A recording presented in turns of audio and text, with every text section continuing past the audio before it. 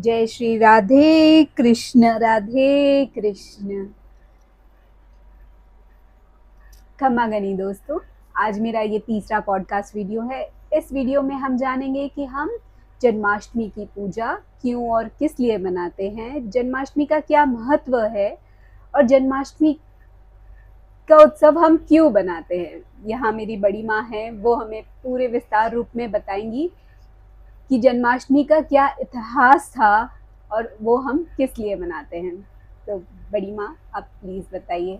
हाँ बेटा, ये जन्माष्टमी का त्यौहार तो अपने भारतवर्ष में रक्षाबंधन के 8वें दिन मनाया जाता है, अष्टमी को।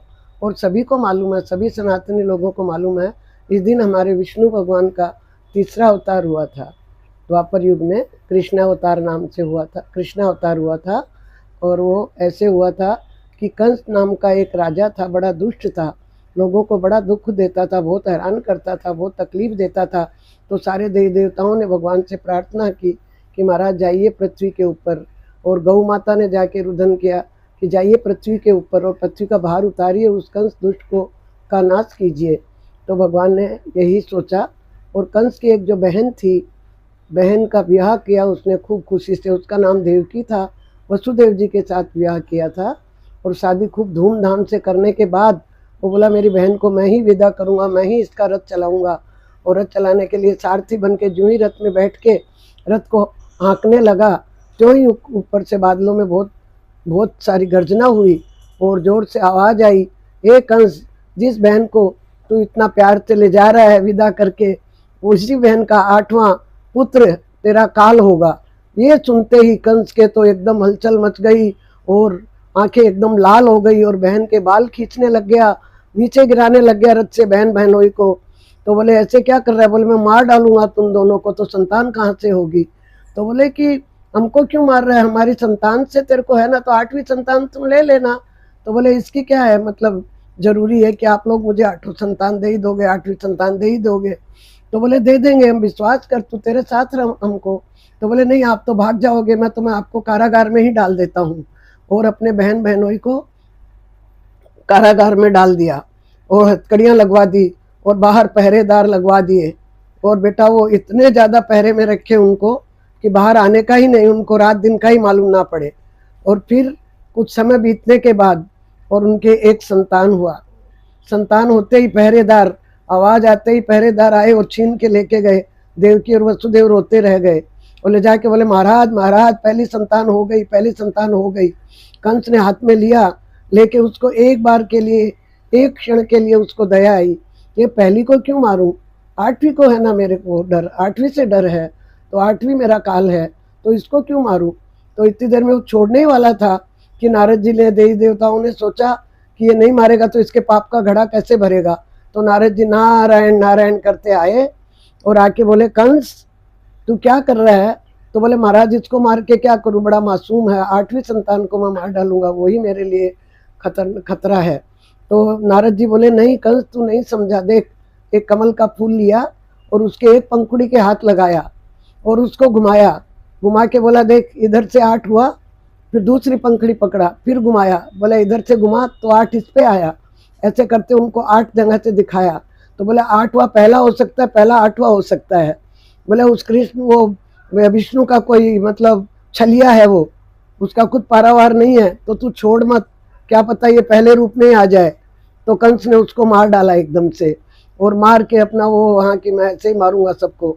और उधर देवकी वसुदेव रोते रह गए। ऐसे ही समय बीतता गया। कुछ समय बाद दूसरी संतान हुई, उनको भी पहरेदार छीन के ले आए, वो रोते बिलखते रह गए, उनको भी मार दिया, तीसरे को भी मार दिया। और ऐसे ही करते करते चौथी संतान हुई, उसको मार दिया, फिर 5वीं संतान को भी मार दिया और फिर 6ठी संतान हुई, उसको भी मार दिया। उसको जरा भी दया ही नहीं आती थी, उसको तो लग रहा था कि कब 8वां हो और मैं मेरा काल को मारूं। फिर जब 7वीं संतान होने वाली थी तो भगवान शेषनाग के रूप में बलदाऊ जी आने वाले थे, भगवान लक्ष्मण जी।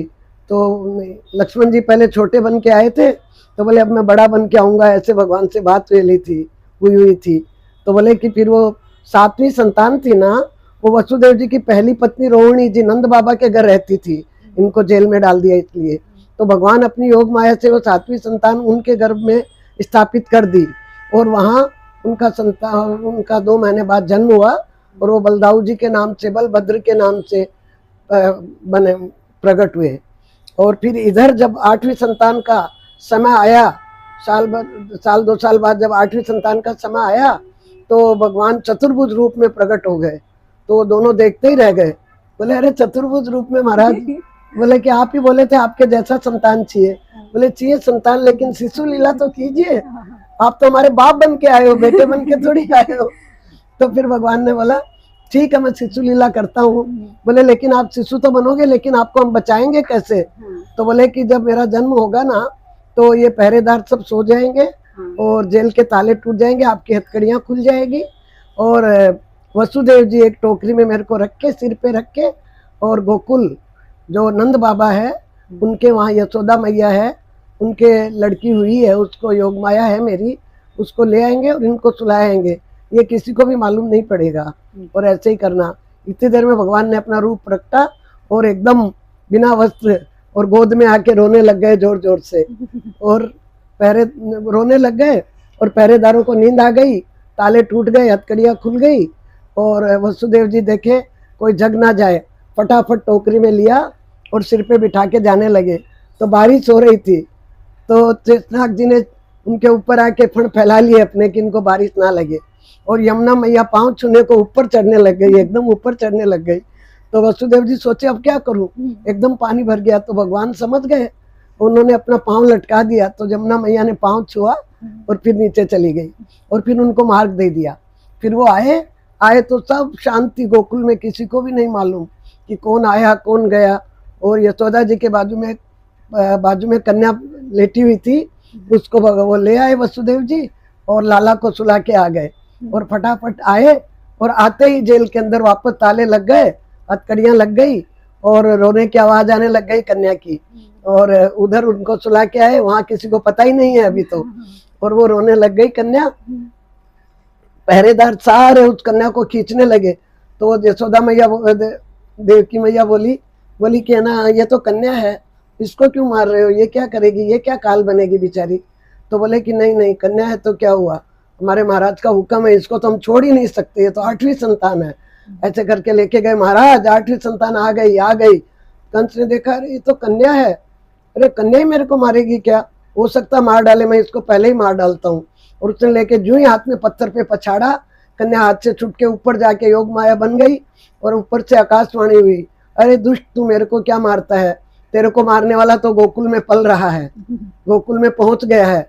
अब तो कंस के एकदम से हलचल मच गई और एकदम गुस्से में लाल आंखें हो गए, हुंकार भरने लग गया और बोले गोकुल में जितने भी बच्चे पैदा हुए आज की रात 12 बजे उनको सबको मार डालो जाके। तो भगवान ने सोचा ये तो बहुत खराब होएगा। तो उधर क्या हुआ, नंद बाबा के घर खूब लीलाएं होने लग गई, खूब बधाइयां बटने लग गई, दूध दही माखन, सुनंदा आई, ये भैया लाला हुआ है, इतने सालों बाद मैं तो ये बधाई लूंगी वो बधाई लूंगी।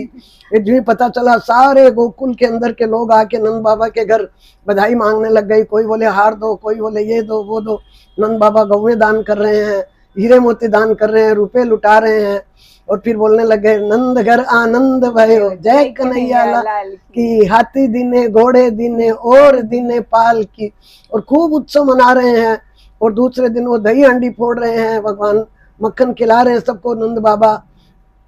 और ये फिर क्या कि वो इधर कंस है, वो देखने लग गया कि गोकुल में शायद नंद बाबा के घर हुआ वही मेरा काल होना चाहिए, क्योंकि वही एकदम 12 बजे हुआ बता रहे हैं सब लोग। और वो अपने राक्षसों को भेज के आगे की माया रचने लगा। और इधर गोकुल में शंकर भगवान भी दर्शन करने को आए, जो ही पता चला, और सब लोग उत्सव मनाने लग गए। और इसका ये महत्व है कि इस दिन हम उपवास करते हैं, क्योंकि यशोदा मैया कष्ट में होती है तो हम उपवास करते हैं। और जब 12 बजे भगवान का जन्म हो जाता है तो भगवान को पंचामृत से स्नान कराते हैं और तरह तरह के इत्र खुशबू लगाते हैं, स्नान करा के श्रृंगार करते हैं और फिर आरती पूजा करके फिर अपना अपना उपवास का सब पालना करते हैं। और फिर सब उपवास का फलिहार लेते हैं और दूसरे दिन नंदोत्सव मना के खूब दही हांडी का उत्सव मनाते हैं इस तरह। और इसका ये महत्व है कि इसके करने से और सारे क्लेश मिट जाते हैं जीवन के।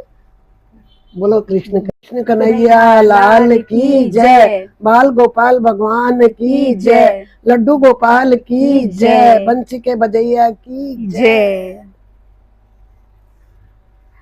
तो दोस्तों, आज हमने जाना जन्माष्टमी का क्या इतिहास था और कृष्ण जन्म कैसे हुआ था, और हमारी बड़ी माँ ने हमें हर एक बात पूरे विस्तार रूप में समझाई है।